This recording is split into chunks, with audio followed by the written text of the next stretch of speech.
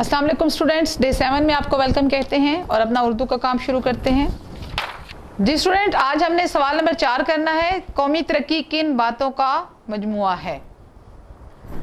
देखें जवाब, कौमी तरक्की मजमुआ है शख्सी मेहनत, शख्सी इज़्ज़त, शख्सी ईमानदारी, शख्सी हमदर्दी का।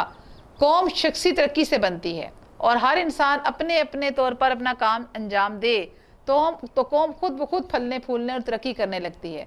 हर शख्स मेहनत को अपना शिआर बनाए और ऐसी अदात अपनाए जिससे माशरे में उसकी इज़्ज़त बने और इसके हर काम में ईमानदारी कूट कूट कर भरी हो और दूसरों के साथ हमदर्दी के जज्बात उसके अंदर मौजूद हों। ठीक है, तो ये शख्सी तरक्की हो गई। अगला सवाल देखें, कौमी तनज़्ज़ुली किन बातों का मजमुआ है? कौमी तनज़्ज़ुली, जवाब है कौमी तनज़्ज़ुली मजमुआ है शख्सी सुस्ती, शख्सी बेईमानी, शख्सी खुदगर्जी और शख्सी बुराइयों का। जिस कौम के अफराद में ये तमाम बुराइयां जड़ पकड़ जाती हैं तो जवाल उनका मुकद्दर बन जाता है और वो कौम तबाह व बर्बाद होकर किसी को मुंह दिखाने के काबिल नहीं रहती। सवाल नंबर 6 है, बैरूनी कोशिशों से बुराइयों को ख़त्म करने का क्या नतीजा निकलता है? जवाब है बैरूनी कोशिशों से बुराइयों को ख़त्म करना नामुमकिन है। बैरूनी कोशिशों से बुराइयों को ख़त्म करने का ये नतीजा निकलता है कि वो किसी और नई शक्ल में ज़्यादा क़ुव्वत और तवानाई के साथ निकल आती हैं और उनका मुस्तकिल खात्मा नामुमकिन हो जाता है। अंदरूनी इस्लाह के लिए कौम का हर फर्द अपना एहतसाब खुद करे, अपनी खराबियों और कोताहियों का जायज़ा लेकर उन्हें ठीक करे। कोई दूसरा इंसान किसी को रास्ता तो दिखा सकता है पर इस रास्ते पर चला नहीं सकता, यानी शख्सी इस्लाह को खुद इख्तियार किया जाए, तमाम बुरी आदतों को दूर करके अच्छी आदतों को अपनाया जाए। सवाल नंबर 7 है, असली गुलाम कौन है? जवाब है सर सैयद के ख्याल में असली गुलाम वो शख्स नहीं है जिसका आका या मालिक नहायत जालिम हो या वो किसी जालिम और ख़ुद मुख्तार बादशाह या गवर्नमेंट की रैयत हो, बल्कि हकीकत में वो शख्स असली ग़ुलाम है जो बदअखलाक़ी, खुदगर्जी और जहालत का मती और अपनी खुदगर्जी की ग़ुलामी में मुब्तला हो और कौमी हमदर्दी से बिल्कुल बेपरवाह हो। सवाल नंबर 8 है, दुनिया की मुअज़्ज़ज़ कौमों ने किस खूबी की वजह से इज़्ज़त पाई? जवाब है अगर दुनिया की तारीख़ का मुताला किया जाए तो पता चलता है कि दुनिया की मुअज़्ज़ज़ कौमों ने अपनी मदद आप की खूबी की वजह से इज़्ज़त पाई, क्योंकि जब इंसान अपनी मदद आप करता है तो उसमें गैरत जैसी उम्दा क़ुव्वत और इज़्ज़त जो इंसान की असल चमक दमक है ना सिर्फ पैदबेदार होती है बल्कि मज़ीद निखर कर सामने आती है, जो इंसान की कदर ना सिर्फ अपनी नज़र में बल्कि दूसरों की नज़र में भी बुलंद करती है। अस्सलाम वालेकुम स्टूडेंट्स, डे 2 में मैं आपको खुशामदीद कहता हूँ। स्टूडेंट, आज की इस क्लास में हम जहाँ से हमने छोड़ा था वहाँ से आगे पढ़ना स्टार्ट करेंगे। तो आज का टॉपिक जो है वो कारोबार का मफ़हूम यहाँ से स्टार्ट होगा। तो आपका पहला सवाल बनेगा आज के लिए, कारोबार का मफ़हूम बयान करें। इसका जवाब होगा, इस्तिलाह कारोबार या बिज़नेस का लग़वी मानी मसरूफ़ होना, टू बी बिज़ी है। ये एक वसी इस्तिलाह है जिससे मुराद ऐसे तमाम जायज़ मुआशी मशागल, देखिए मुआश कहते हैं पैसे को, मुआशी मशागल से मुराद है वो तमाम काम जो कि पैसा कमाने की गर्ज से किए जाते हैं, जो एशिया और ख़िदमात की पैदावार या उनकी ख़रीदो फ़रोख्त से मुतल्लिक़ हों। उनका बुनियादी मकसद असूल दौलत या नफ़ा कमाना हो। तो स्टूडेंट, कारोबार का मतलब होता है मसरूफ़ होना और ऐसे तमाम काम जो कि नफ़ा कमाने की गर्ज से किए जाएँ उनको कारोबार कहा जाता है। उनमें एशिया और ख़िदमात की पैदावार यानी कि जो भी चीज़ें बनाई जाती हैं कारखानों और सनतों में वो भी शामिल हैं, और उसके अलावा उनकी जो ख़रीदो फ़रोख्त की जाती है उससे नफ़ा कमाया जाता है, ये भी कारोबार में शामिल है। तो ये था आपका क्वेश्चन नंबर 1 आज का, कि कारोबार का मफ़हूम बयान करें। चलते हैं क्वेश्चन नंबर 2 की तरफ। स्टूडेंट्स, इसी पेज पे आप नीचे आएंगे तो आपका दूसरा सवाल होगा आज का कि कारोबार की तारीफ़ करें। तो कारोबार की तारीफ़, ये देखें पॉइंट नंबर 3 लिखा हुआ है, ये वाली तारीफ़ आप कर लेंगे। ये एक बहुत अथेंटिक और बहुत ही अच्छे तरीके से लिखी हुई एक तारीफ़ है। तो इसमें जो है वो स्टार्ट करते हैं कि क्वेश्चन फिर दोहरा देता हूँ कि कारोबार की तारीफ़ बयान करें। तो जवाब होगा, कोई भी कानूनी सरगर्मी जो नफ़ा कमाने की गर्ज से अमल में लाई जाए कारोबार कहलाती है। यानी कि कोई भी काम जो जायज़ भी हो, कानूनी हो, वो नफ़ा कमाने की गर्ज से किया जाए तो उसे हम कारोबार कहते हैं। इसमें 3 पॉइंट हैं। सबसे पहले कानूनी सरगर्मी, यानी कि तबादला या पैदावार होनी चाहिए। इसमें स्मगलिंग वगैरह इसमें शामिल नहीं है, यानी कि कोई भी नाजायज़ काम या गैर कानूनी काम कारोबार में शामिल नहीं होता। दूसरा इसमें पॉइंट है जो अमल में आती है। अमल में आती है से मुराद है कानूनी सरगर्मी जो अमल में आती है वो काम जो इंसानी ज़रूरियात और ख्वाहिशात को पूरा करें। वो ऐसे काम जैसे कि अगर फ़ॉर एग्ज़ाम्पल कोई खाने पीने की चीज़ें बनाई जाती हैं तो उनसे इंसान की ज़रूरियात पूरी होती हैं और उसका मकसद क्या होना चाहिए, नफ़ा कमाना। तो ये थी आज डेफिनेशन कारोबार की। तो ये आपका क्वेश्चन नंबर 2 था कि कारोबार की तारीफ़ करें। स्टूडेंट्स, आप नेक्स्ट पेज पे आएंगे तो आपको एक हेडिंग नज़र आएगी, कारोबार की खुसूसियात। तो यही आज का आपका तीसरा क्वेश्चन है कि कारोबार की खुसूसियात बयान करें। खसूसियात में आप याद रखें कि कारोबार से रिलेटेड या उसके मुतालिक जो अच्छी चीज़ें हैं वो भी शामिल हैं और जो उसमें कुछ ख़तरात वगैरह हैं जो कि हमारे लिए नुकसान भी हो सकता है, बायस नुकसान भी हो सकती हैं, वो चीज़ें भी इसमें शामिल हैं। तो सबसे पहले हम पढ़ते हैं कि इसकी खसूसियात में या करैक्टरिस्टिक में पहली हेडिंग है अशिया और ख़िदमात। कारोबार चाहे बड़े पैमाने का हो या छोटे पैमाने का, इसमें अशिया और ख़िदमात की तैयारी और उनकी ख़रीदो फ़रोख्त का काम किया जाता है। इस मकसद के लिए बहुत से कारखाने, बैंक, बीमा कंपनियां, डॉक्टर, वकील वगैरह अमल पैरा हैं। यानी कि कारोबार की जो पहली ख़ासियत है वो ये है कि इसमें अशिया और ख़िदमात तैयार की जाती हैं जो कि इंसान की ज़रूरियात को पूरा करती हैं। इंसान की ज़िंदगी गुजारने के लिए जो भी चीज़ें ज़रूरी होती हैं उन ज़रूरियात को पूरा किया जाता है।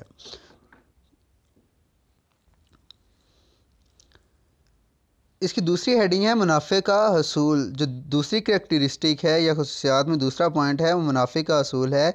इसमें आपने सिर्फ इतना लिखना है कि कारोबार मुनाफा कमाने के लिए ही किया जाता है या नफ़े के असूल के लिए किया जाता है। अगर कोई काम नफ़ा कमाने की गर्ज से ना किया जाए तो वो कारोबार में शामिल नहीं होता।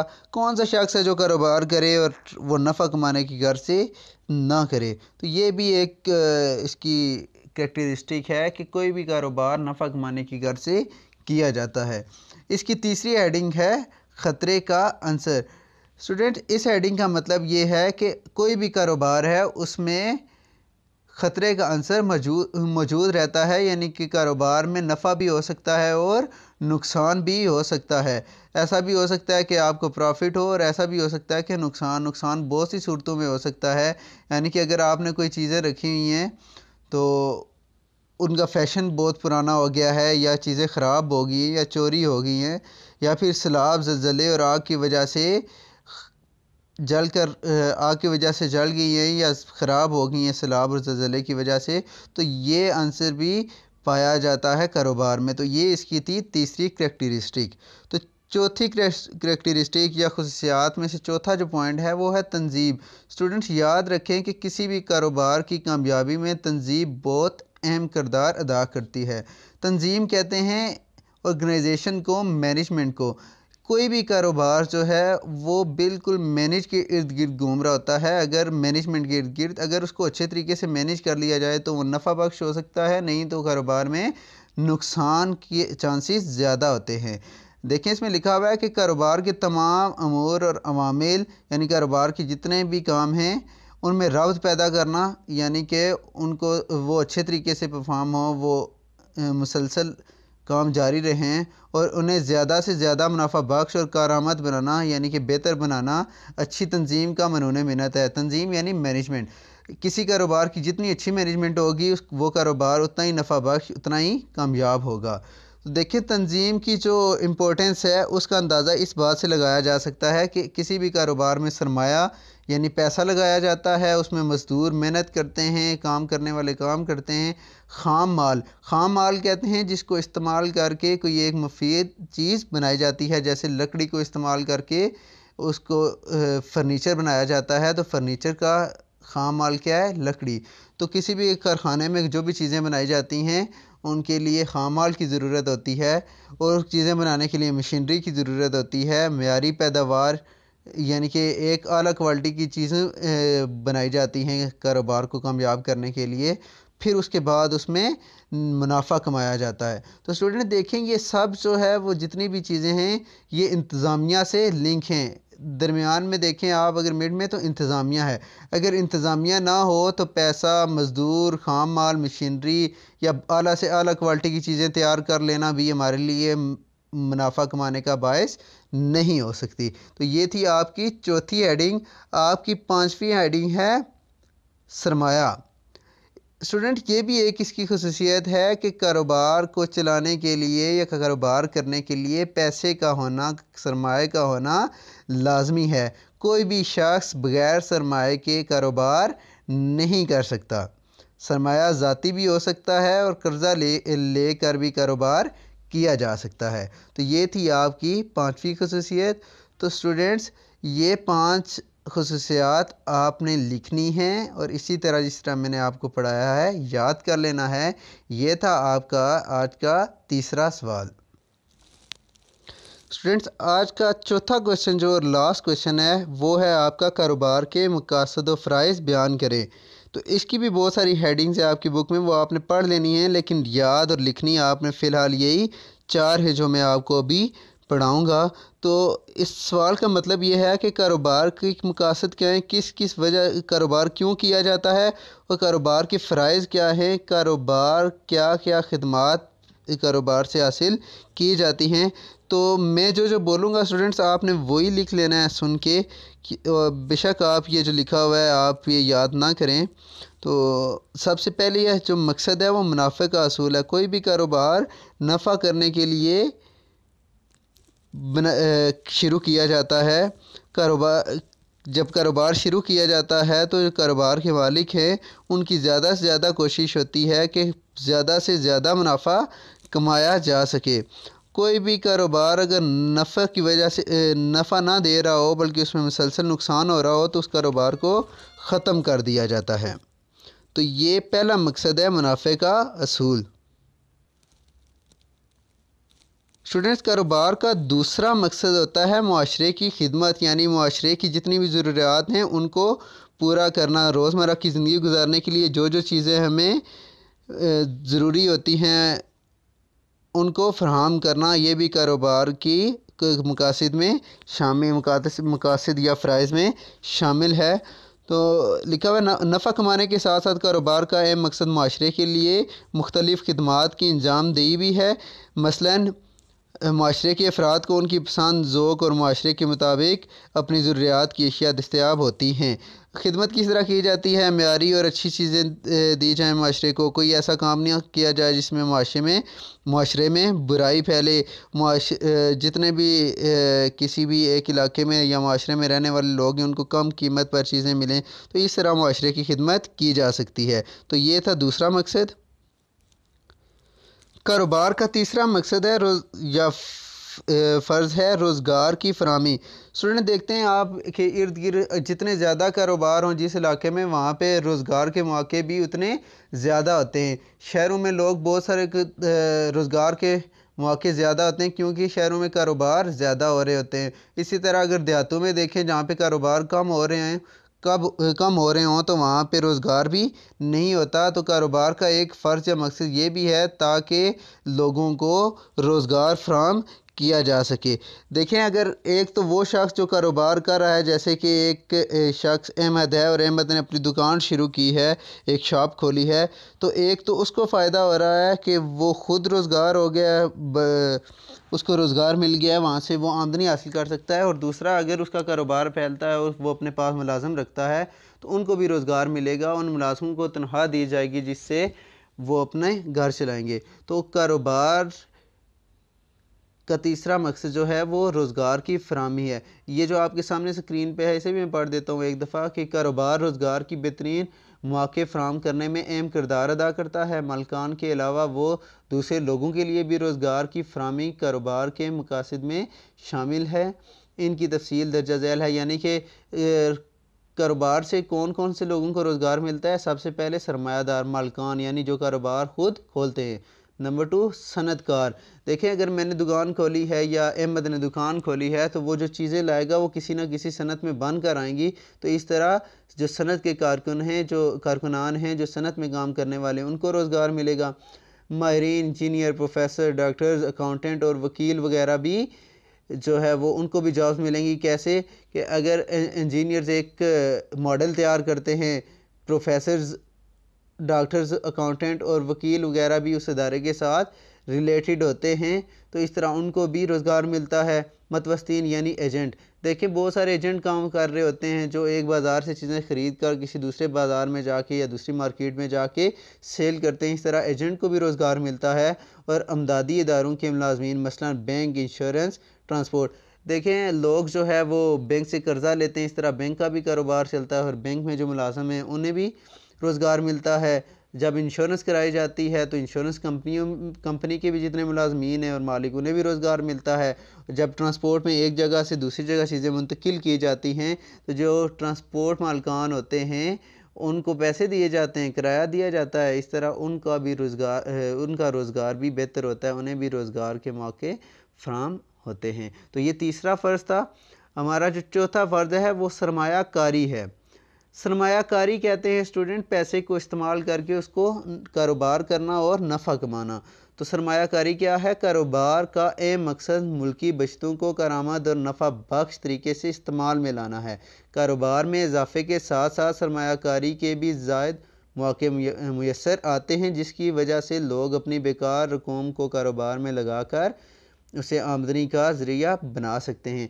देखिए, कारोबार करने से या कारोबार इस मकसद से भी किया जाता है कि जो आपके घर में बेकार रकम पड़ी है, अगर किसी के पास एक्स्ट्रा पैसे हैं, उसका कोई फ़ायदा नहीं है, तो उसको इस्तेमाल करके आप नफ़ा या मुनाफा कमा सकते हैं। तो इस तरह सरमायाकारी भी कारोबार के फ़राइज़ में शामिल है। ये था आज का चौथा और लास्ट क्वेश्चन। आज के दिन का आपका यही टारगेट है, ये क्वेश्चन लिखिए और इन्हें याद करिए। शुक्रिया। अब देखिए, क्वेश्चन नंबर 10 भी थोड़ा सा डिफरेंट है। फिलहाल हमने 7 और 10 ये दो स्किप किए हैं, लास्ट में आपको डिटेल से समझाएंगे। और बाकी जो सेम एक तरह के क्वेश्चन हैं 9 तक आपको बताएं। क्वेश्चन नंबर 11 में लिखा हुआ है कि ए और बी की रेशो अलग दी हुई है और बी और सी की अलग दी हुई है और 41,000 डिवाइड करना है। इसका तरीका आपको समझाया गया है। क्वेश्चन नंबर 11 भी आप खुद करेंगे, 12 भी खुद करेंगे। और 13 में दो ही रेशोज़ हैं। क्वेश्चन नंबर 13 में रेशोज़ हैं मिल्क और वाटर के दरमियान लिखा हुआ है मिल्क। इसका सोल्यूशन लिखेंगे मिल्क वाटर। तो यहाँ रेशो लिखी है दूध 7 हिस्से है और पानी 2 हिस्से है। तो आप अगर टोटल 81 लीटर मिक्सचर है तो आप बताएं उसमें दूध कितना है और पानी कितना है। तो ये तो सबसे आसान क्वेश्चन है। इसमें लिखेंगे सम ऑफ रेशो 7 + 2 9। टोटल 9 हिस्से हैं। 9 हिस्सों में से 7 हिस्से दूध है और 2 हिस्से पानी है। हम लिखेंगे मिल्क कि 81 में से दूध कितना है, 81 / 9 × 7। तो ये 63 आ जाएगा गालबन। और वाटर 81 / 9 × 2, तो ये आ जाएगा 18। तो 18 हिस्से 18 लीटर पानी है और 63 लीटर दूध है। तो ये भी ऐसे ही करना है आपने। क्वेश्चन नंबर 14 में अगर देखें तो लिखा हुआ है Javed is half as old as Rashid, यानी कि जावेद की उम्र राशिद से आधी है। And Rashid is half as old as Naveed, और राशिद की एज नवीद से आधी है। और the sum of their ages is 105 years. तीनों की उम्रों को जमा करें तो 105 साल बनते हैं। आप तीनों की एजेस बताइए, जावेद की कितनी है, राशिद की कितनी है, नवीद की कितनी है। Javed is half as old as Rashid, Javed की उम्र राशिद से आधी है और राशिद की उम्र नवीद से आधी है। दूसरे लफ्ज़ों में हम यूँ कह सकते हैं कि अगर जावेद की उम्र राशिद से आधी है तो हम कह सकते हैं कि राशिद की उम्र जावेद से डबल है। इसी तरह नवीद की उम्र राशिद से डबल है। ठीक है, क्योंकि जावेद की उम्र अगर राशिद से आधी है तो इसका दूसरा मतलब यही है कि राशिद की उम्र जावेद से डबल है। इसी तरह अगर राशिद की उम्र नवीद से हाफ है तो इसका दूसरा मतलब यही है कि नवीद की उम्र राशिद से डबल है। तो आप इसकी रेशो ऐसे लिख सकते हैं कि फ़र्ज़ किया, ये सपोज रेशो लिखेंगे कि एक है रेशो इसकी, तो इसकी डबल है इससे 2 और नवीद की इससे डबल है 4। तो ये एज की रेशो बन जाएगी कि जितने भी इससे 105 साल टोटल है उम्र, तो उसमें से जितने से भी जावेद की एज है उससे डबल होगी राशिद की, और राशिद की जो भी उम्र बनेगी उससे डबल होगी नवीद की एज। अब देखिए ये रेशो आपके पास आ चुकी है और 105 साल टोटल उम्र है। तो 105 साल जावेद, राशिद और नवीद में इस रेशो से बांट देने हैं आपने तो आपके पास हर एक की आ जाएगी, लिखेंगे सम ऑफ रेशो 1 + 2 + 4 7, यानी कि 105 के 7 हिस्से करने, 7 हिस्सों में से एक हिस्सा जावेद को जाएगा, 2 हिस्से राशिद के और 4 हिस्से नवीद की उम्र होगी। आप लिखेंगे Javed age 105 divided by sum of ratio multiply 1 15, Rashid age 105 divide by 7 multiply by 2 30, और Naveed age 105 divide by 7 multiply by 4 60।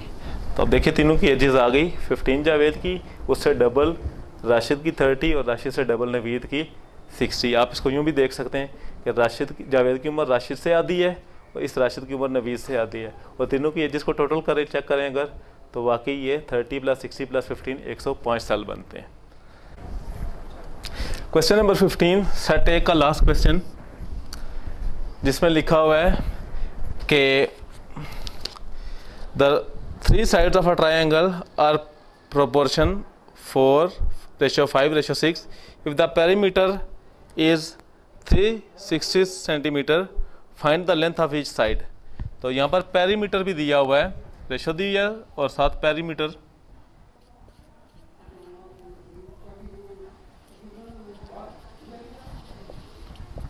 cm।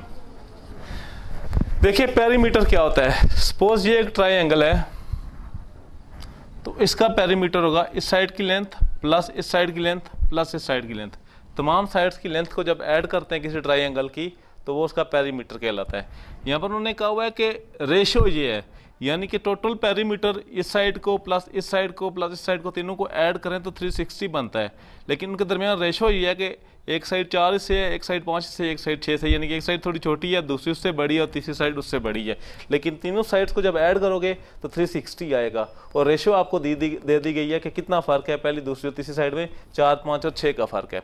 अब आपने आर साइड फाइंड करनी है, तो इसका तरीका बस बताना आपको ये था कि पेरीमीटर क्या होता है, किसी भी ट्रायंगल की तमाम साइड्स को ऐड करें तो वो जो आता है वो पेरीमीटर होता है। और पेरीमीटर बताने का मकसद ये है कि टोटल साइड्स का टोटल बताया हुआ है और साइड्स के दरमियान रेशो भी बताई गई है।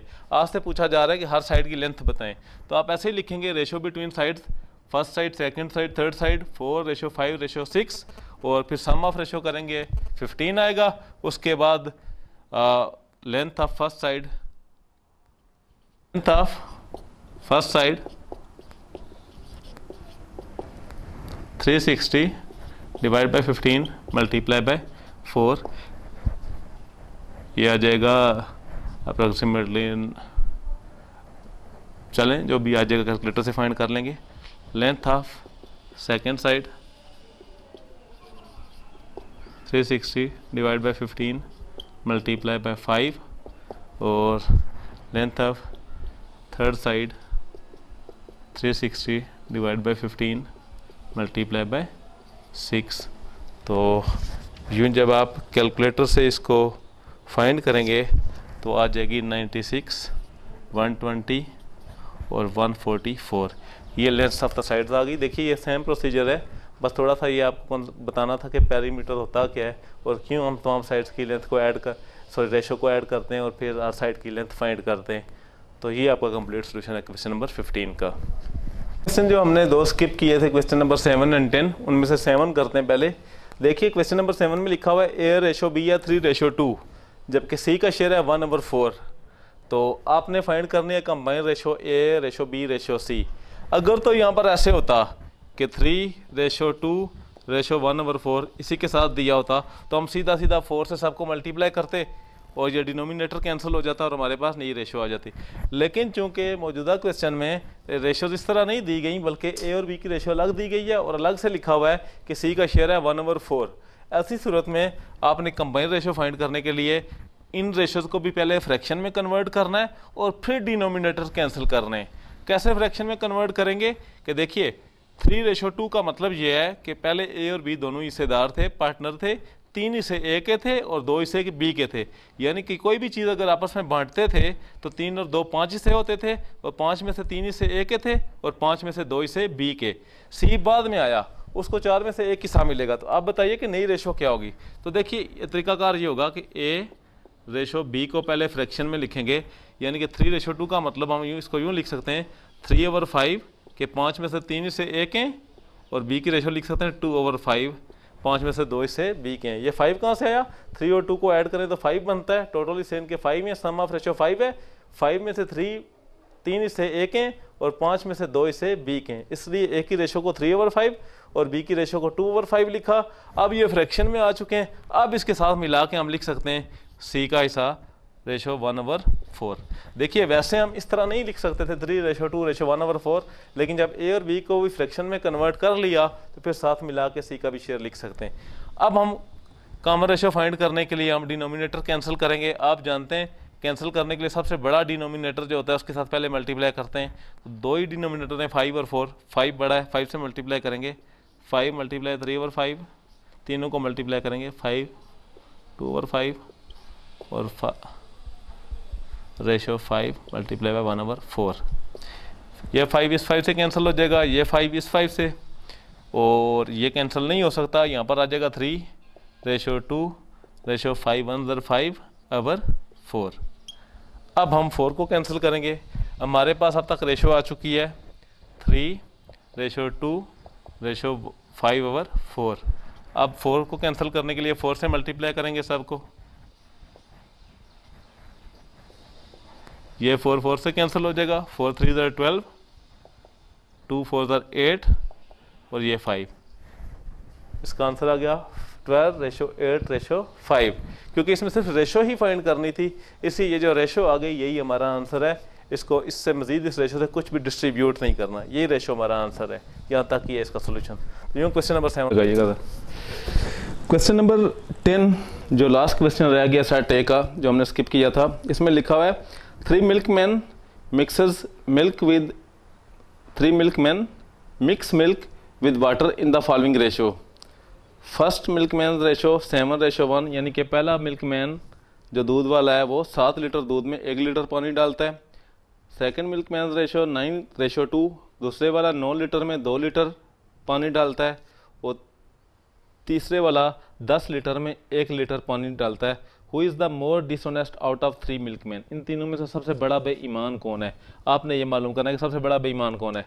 अब देखिए हम इसको ऐसे लिखेंगे ratio of water to milk, के हम पहले पानी लिखेंगे और फिर दूध लिखेंगे, कितना पानी कितने दूध में। पहले वाला 1 लीटर पानी 7 लीटर दूध में, दूसरे वाला डालता है 2 लीटर पानी 9 लीटर दूध में, और तीसरे वाला डालता है 1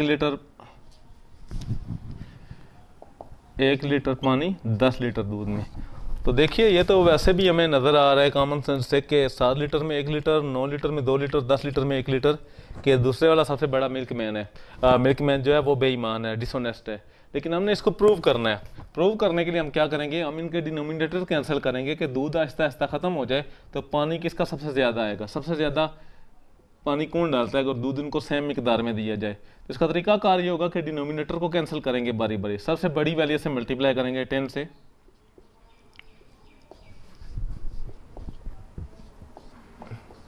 तो देखिए 10 से ये कैंसिल हो गया, और अब ये रेशो जो आ गई वो आ गई 10/7, 20/9 और 1। अब दूसरा बड़ा डिनोमिनेटर 9 है, 9 से मल्टीप्लाई करेंगे, इसको भी और इसको भी, ये कैंसिल हो गया। ये हो गया 9 10 90/7, ये हो गया 20 और ये हो गया 9। अब 7 ही रह गया, अब 7 से सबको मल्टीप्लाई करेंगे,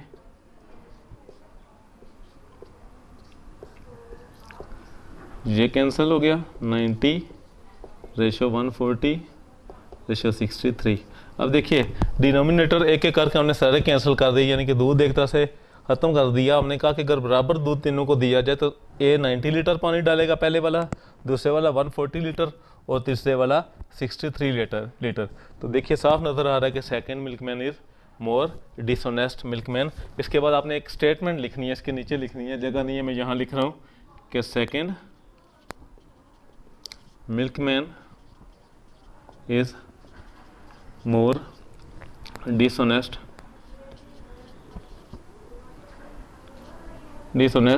because his ratio of water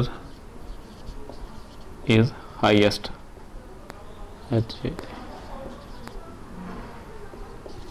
second milkman is more dishonest because his ratio of water is highest, कि उसका पानी की रेशियो सबसे ज़्यादा आई है, इसलिए ये सबसे बड़ा डिसऑनेस्ट है।